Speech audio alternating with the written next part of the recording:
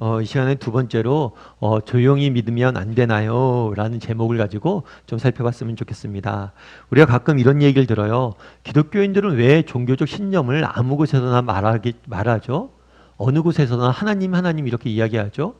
개인적으로 무엇을 믿든 상관없지만 공적인 영역에서 자신이 믿는 종교적인 신념을 이야기하는 것은 잘못이 아닌가요? 그리고 무슨 일만 하면 하나님 이야기를 꺼내는데 좀 조용히 믿으면 안 되나요? 그리고 왜 기독교에는 그렇게 광신도들이 많아요? 사실 이런 얘기를 좀 하죠. 사실 좀 우리가 세상 나가서 고민이기도 합니다. 어떤 게 고민이냐면 세상에 살아갈 때 어떤 사람은 또 너무 얘기를 안 해요. 그래서 그런 얘기를 한 거죠. 너 교회 다녔어? 할 정도로 정말 세상 사람들과 구별 안 되게 사는 사람들도 있습니다. 근데 또 어떤 경우에 보면 입만 열면 맨날 하나님 하나님 이야기를 해요.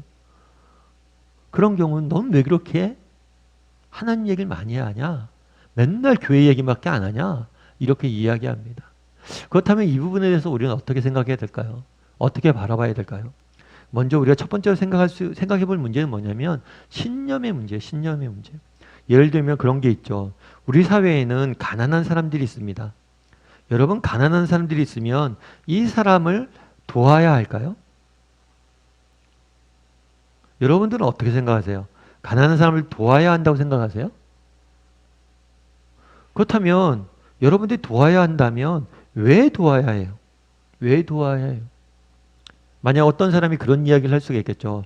오늘날 많은 사람들이 뭘 믿어요? 유물론을 믿어요. 그리고 진화론을 믿죠. 진화론의 핵심은 뭐예요? 적자 생존이에요. 다르게 말하면 약자는 도태되어야 된다는 거예요. 그리고 약자는 고통과 죽음을 맞이해야 된다는 거예요. 이 적자 생존의 원리를 이야기하면서 어차피 사회가 발전하려면 그렇게 가난한 자, 약한 자는 굶어 죽어야 된다. 강한 사람만 살아남는 게 우리 사회다. 그러니까 구태여 그렇게 가난한 사람을 도울 필요가 없다. 라고 이야기한다면 여러분들은 뭐라고 이야기하겠습니까? 여러분도 어떻게 우리는 답할 수 있을까요? 물론 그런 식으로 답할 수 있겠죠. 가난한 사람들 왜 도와야 되느냐? 가난한 사람들 돕지 않고 가만히 두면 이 사람들이 불만이 쌓이고 그러다 보면 이 사람들이 폭동을 일으킬 수도 있고 다른 사람에게 해를 줄 수도 있기 때문에 이 사람들 도와야 됩니다. 이런 실용적인 이유로 답할 수도 있어요. 그런데 우리가 가난한 사람들 도와야 되는 가장 근본적인 이유는 뭐예요? 그들도 똑같은 우리와 같은 인간이란 거예요. 동일한 인간이기 때문에 우리는 그들을 사랑해야 된다는 거예요. 그들이 인간답게 살 수 있도록 도와야 된다는 거예요. 다르게 이야기하면 가난한 사람을 도와야 되나요? 말아야 되냐요? 라는 이런 주제 하나도 뭐예요? 개인적인 신념에 기반해서 이야기할 수밖에 없어요. 그러니까 우리가 대화를 할 때 어떤 대화든지 자신이 갖고 있는 신념에 기반해서 대화를 나눌 수밖에 없습니다. 그런데 당연히 우리 기독교인은 어떤 신념이 있어요? 이 세상 모든 만물은 하나님 지으셨다라는 정말 기독교적 세계관을 우리가 갖고 있죠. 그런데 우리가 대화를 하다 보면 자연스럽게 이런 기독교적 세계관을 우리가 대화 속에 드러날 수밖에 없는 거예요. 그래서 왜 너희는 입만 열면 하나님의 얘기를 하느냐 그러는데 모든 대화, 믿지 않는 사람들은 무신론적 세계관에 기반해서 이야기하는 거고 우리는 우리 세계관에 기반해서 이야기하는 거예요. 그래서 다르게 표현하면 모든 대화에는 뭐가 존재해요? 신념이라는 게 존재해요. 그래서 신념을 빼고 대화해야 된다. 이런 것 자체는 없습니다. 그런 건 불가능해요. 그래서 우리도 부득이하게 뭘래요? 세상 사람들 대화 나눌 때 성경이 말하는 그런 가치관, 세계관의 근거에서 우리는 얘기할 수밖에 없는 거예요. 그리고 이런 기독교적 세계관이 결코 기반해서 이야기하는 것이 결코 우리 사회에 무익한 것은 아니에요. 다르게 말하면 기독교적 세계관을 갖고 우리 사회에 이야기하는 게 굉장히 유익하다는 거예요. 예를 들면 그런 거겠죠. 오늘날 우리 사회는 굉장히 발달되어져 있었습니다. 그런데 조선시대만 해도 그러지 않았어요. 그랬을 때 그 당시에 어떤 일이 있었냐면 많은 외국에 있는 선교사들이 한국 땅에 들어왔습니다. 그래서 뭘 했냐면 학교를 짓고 병원을 지었어요. 그래서 많은 사람들에게 글을 가르치고 그 사람들 병을 치료해 줬어요. 이 학교를 짓고 병원을 지어서 사람들 치유하고 가르치는 게 나쁜 건가요? 옳은 거죠. 좋은 거죠. 그럼 이 사람들이 왜 와서 학교를 짓고 병원을 지었을까요? 그건 단순한 인류애를 넘어서 정말 하나님의 사랑을 이 땅에 전해야겠다는 소명 때문에 그렇게 이야기한 거예요. 그런 일을 한 거예요. 다르게 말하면 기독교적 세계관을 가지고 그 사람들이 행했던 선한 행동들 때문에 우리 사회가 많은 유익들을 누리고 있다는 거예요. 오늘날 우리 사회가 저출산의 문제로 많이 고통을 겪고 있습니다. 그래서 많은 저출산의 문제를 해결하기 위해서 많은 정부에서 여러 가지 제안들을 내놓아요. 그런데 잘 안 되죠. 정책들이 잘 안 돼요. 그런데 대부분의 종교, 기독교뿐만 아니라 대부분의 종교는 가정을 소명으로 여깁니다. 그래서 정말 가정을 꾸리고 자녀들을 낳는 것을 우리의 의무로 생각하도록 가르쳐요. 다르게 말하면 세상은 끊임없이 뭘 하려고 그래요? 이 저출산의 문제를 해결하려고 그래요. 그런데 기독교적 세계관은 이미 그것들을 이미 해결하기 위해서 노력해왔어요. 그전부터. 다르게 말하면 기독교적 세계관, 우리가 갖고 있는 기독교적 신념이 우리 사회에 결코 무익한 것이 아닌 오히려 유익하다는 거예요. 많은 사람들이 이야기합니다. 너희가 갖고 있는 기독교적 그런 신념들을 빼고 대화할 수 없냐고. 그런데 모든 대화에는 어느 정도 신념이 들어가요. 신념을 빼고 대화하는 것은 없습니다. 뿐만 아니라 우리가 갖고 있는 이런 기독교적 신념은 결코 우리 사회를 무익한 게 아니라 우리 사회를 유익하게 하고 더 건강하게 만들고 훨씬 더 도움되는 요소들이 많습니다. 그렇기 때문에 우리는 여전히 기독교적 세계관을 가지고 세상 사람들과 대화하고 이 세상에서 살아갈 수 있게 해서 노력하는 거예요. 두 번째로 신념의 문제라면 두 번째는 광신의 문제.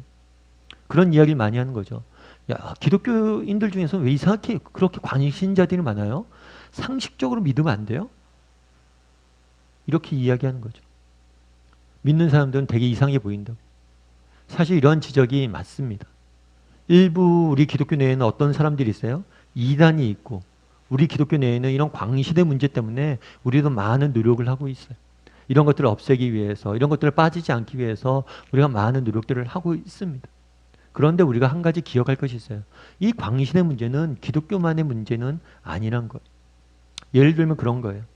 프랑스 혁명이 있죠. 여러분 프랑스 혁명을 아실 거예요. 이 프랑스 혁명은 자유, 평등, 박애, 자유, 평등, 박애라는 굉장히 중요한 슬로건, 가치를 가지고 시작을 했어요.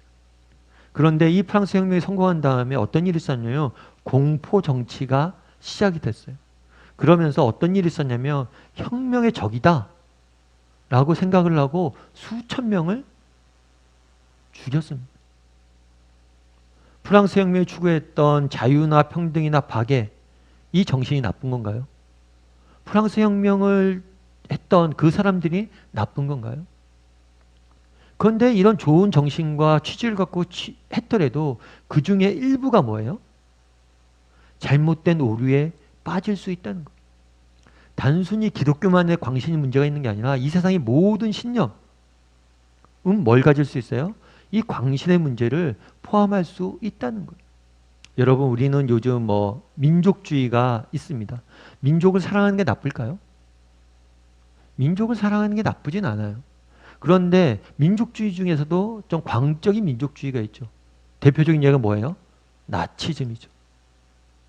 나치즘이 이 게르만 우월주의를 바탕으로 해서 얼마나 많은 악행들을 저질렀습니까? 많은 사람들이 이렇게 이야기하죠. 기독교에는 왜 그렇게 광신자들이 많냐? 그런데 이 광신의 문제는 단순히 기독교만의 문제가 아니라 모든 신념에 다 포함되는 거예요. 민족주의나 어떤 정치 이데올로기나 모든 것들은 뭘 갖고 있어요? 이런 광신의 위험이 있다는 거죠. 스탈린주의도 마찬가지죠. 스탈린주의가 잘못된 정치 이데올로기로 얼마나 많은 사람들을 죽였습니까? 이 광신의 문제는 단순히 뭐예요? 우리 기독교만이 갖고 있는 문제가 아니라는 거예요. 모든 신념이나 이념도 다 가지고 있다는 거예요. 정치 이데올로기도 가지고 있다는 거예요. 우리 사회도 마찬가지잖아요. 양극단으로 나눠서 끊임없이 싸우잖아요. 나만이 옳다고 주장하잖아요. 그리고 내가 옳다고 주장하는 것은, 내가 지지한 사람이 주장하는 것은 무엇이 돼도 다 옳다고 믿잖아요. 얼마나 극단적인 예들이 많아요. 다르게 표현하면 많은 사람들이 왜 이렇게 기독교에는 광신이 많냐 그런데 이 광신의 문제는 단순히 특정 종교만의 문제가 아니란 거예요. 모든 신념들이 다 이런 광신의 문제를 가질 수 있다는 거예요. 중요한 건 뭐예요? 이런 것들을, 이런 광신이나 이런 문제를 얼마나 자기 정화할 수 있느냐, 이것들을 고칠 수 있느냐라는 문제죠. 사실 기독교는 이 부분에서 굉장히 많이 논쟁을 해왔습니다. 논의를 해왔어요. 이걸 고치기 위해서 노력을 해왔어요. 그래서 우리가 그런 얘기를 많이 들죠. 야, 교회는 왜 맨날 교회끼리 싸우냐? 교회는 내부 논쟁이 많다고. 내부에 논쟁이 많은 걸로 많이 기독교는 알려져 있습니다. 그렇다고 우리가 왜 이렇게 내부 논쟁을 할까요? 이 광신의 문제를 해결하기 위해서 서로가 정말 잘못된 부분이 있는지 없는지 하나님 말씀에 비추어서 끊임없이 고치려고 노력하고 있기 때문에 이런 내부 논쟁들이 많고 늘 기독교는 서로 싸운다는 이야기를 듣는 거예요. 중요한 건 무엇입니까? 광신의 문제는 모든 신념이나 모든 가치관이 다 빠질 수 있는 함정이에요. 이것들을 고치기 위해서 얼마나 스스로 노력하고 있느냐.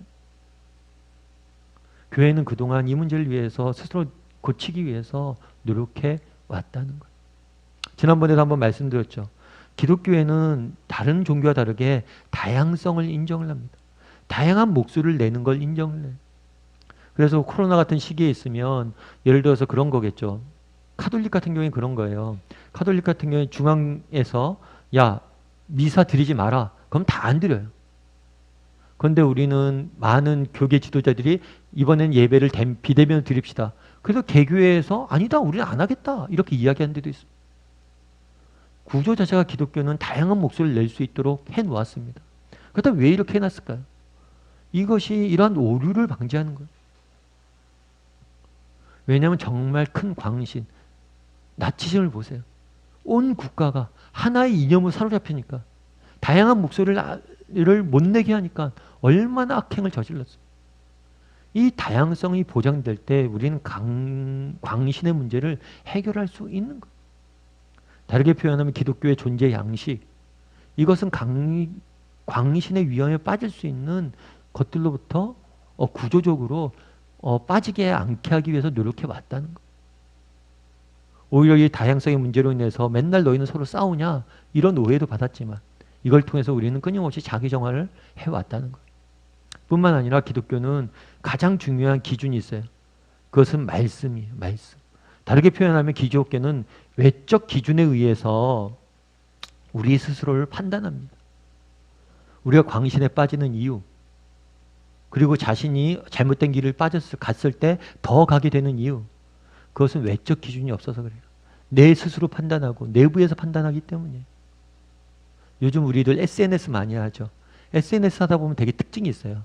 뭐냐면 비슷한 사람들끼리 모여요. 비슷한 사람끼리 모여서 서로 똑같은 얘기를 하는 거예요.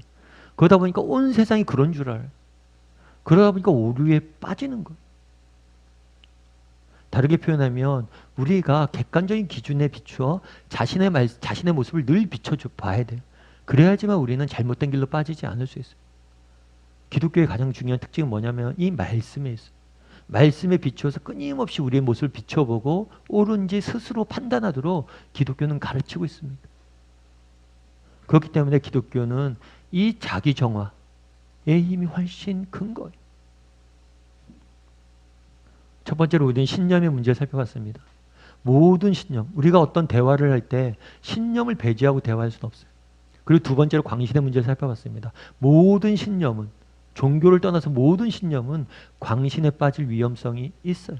중요한 건 자기 정화의 능력이 얼마큼 있냐는 거예요. 교회는 끊임없이 자기 정화의 능력을 위해서 싸워왔어요. 예수님도 이 땅에 오셔서 제일 처음에 하신 일은 뭐냐면 그 당시 정치주자들을 비판하신 일이에요. 기독교는 끊임없이 자기를, 스스로를 바르게 고치기 위해서 노력해 왔습니다. 세 번째로 사랑의 문제. 이건 뭐냐면 우리의 신념의 동기가 뭐냐는 거예요.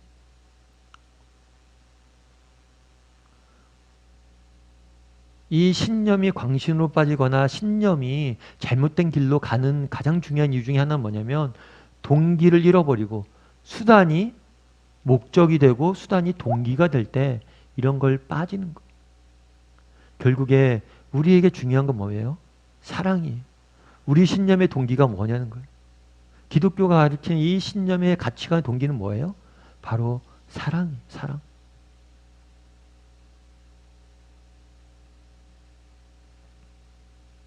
그래서 궁극적으로 우리가 추구하는, 기독교가 추구하는 가장 중요한 건 동기, 이러한 신념, 기독교 가치관의 중요한 신념은 뭐예요? 사랑이에요. 사랑.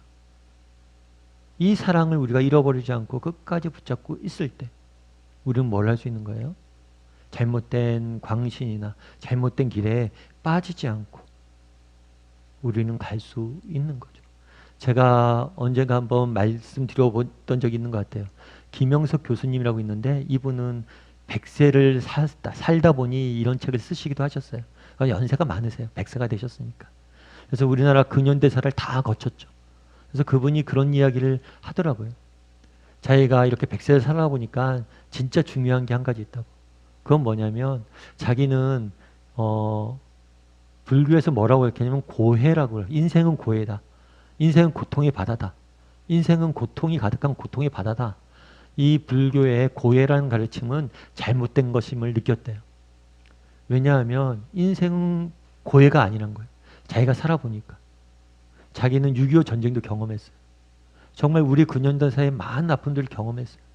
그런데 6.25 전쟁이 일어난 다음에 폐허의 현장 속에서도 정말 기쁨이 있었대요. 정말 행복이 있었대요. 그런데 그곳에서 기쁨과 행복이 있었던 이유는 한 가지였대요. 뭐냐면 사랑이 있었기 때문이에요. 사랑이 없기 때문에 고통이었던 거지, 사랑만 있다면 어느 곳에서 어떻게 지내도 우리는 행복하고 기쁨을 누릴 수 있다는 거예요. 그래서 결국에 인생은 사랑의 문제다라고 이야기하는 거예요.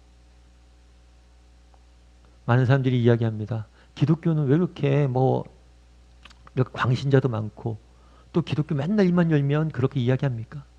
그런데 왜 우리가 기독교적 신념을 이야기하냐는 거예요. 왜 세상 사람들에게 교회 이야기를 하냐는 거예요. 왜 조용히 믿지 않고 입만 열면 교회 이야기를 하는 거예요. 그 이유는 사랑이에요. 정말 우리가 그들을 사랑하기 때문에 이야기하는 거예요. 우리가 왜 그런 이야기를 합니까? 우리도 불편해요. 우리도 그런 얘기, 듣기 싫은 얘기 하기 싫어요. 그럼에도 불구하고 우리가 하는 이유는 무엇이에요? 우리는 사랑 때문에 그래요. 어떤 사랑이요? 우리를 찾아왔던 그 예수님의 사랑. 죄인이었던 우리를 찾아와서 알려주신 그 사랑 때문에. 정말 우리와 같은 죄인을, 나와 같은 정말 부족한 사람을 위해서 십자가에 죽으신 그 예수님의 사랑. 그 사랑을 알기에 우리가 그 사랑을 전하려고 노력을 하는 거예요. 정말 불편하지만, 정말 왜 그렇게 너희는 맨날 입만 열면 교회 얘기하냐? 사랑을 맛봐서 알았기 때문에, 그리고 그 사랑을 전하고 싶기 때문에, 그 사랑을 알길 원하고 때문이. 왜요? 정말 사랑을 알 때, 정말 이 사랑을 맛볼 때, 정말 고통뿐이 가득한 것처럼 보이는 이 세상도 기쁨과 행복을 누릴 수 있기 때문입니다. 많은 사람들이 그렇게 이야기하죠. 조용히 믿으면 안 되냐고. 우리가 조용히 못 믿는 이유 중에 하나는 뭐냐면 사랑 때문입니다. 그래서 정리하면 모든 대화, 정말 이 땅을 살아가는데 신념이 없이 사는 사람들은 없어요. 우리도 정말 기독교적 신념이 있기 때문에 우리의 대화 속에서는 반드시 이런 게 드러날 수밖에 없어서 우리는 종교의 이야기를 합니다. 그리고 광신. 이 광신은 기독교만의 문제가 아니에요. 모든 이데올로기, 모든 신념은 이런 광신의 위험성이 있어요. 그런데 중요한 것은 이 광신으로부터 얼마나 자신을 스스로 정화할 수 있는 능력이 있느냐 없느냐. 기독교는 말씀에 비추어 늘 우리의 모습을 비춰봄으로 이것들을 정화하기 위해서 노력을 해왔습니다. 뿐만 아니라 기독교가 이렇게 세상 사람들 앞에서 기독교적 신념을 이야기하는 이유, 조용히 믿지 않는 이유는 뭐 때문이에요? 사랑 때문이에요. 정말 그 영혼이 불쌍해서 정말 우리가 맛본 사랑을 전하고 싶은 마음 때문에 그런 겁니다. 정말 이 사랑을 좀 맛봤으면 좋겠어요. 그래서 이 사랑을 세상에 전할 수 있는 사람들이 되었으면 좋겠습니다.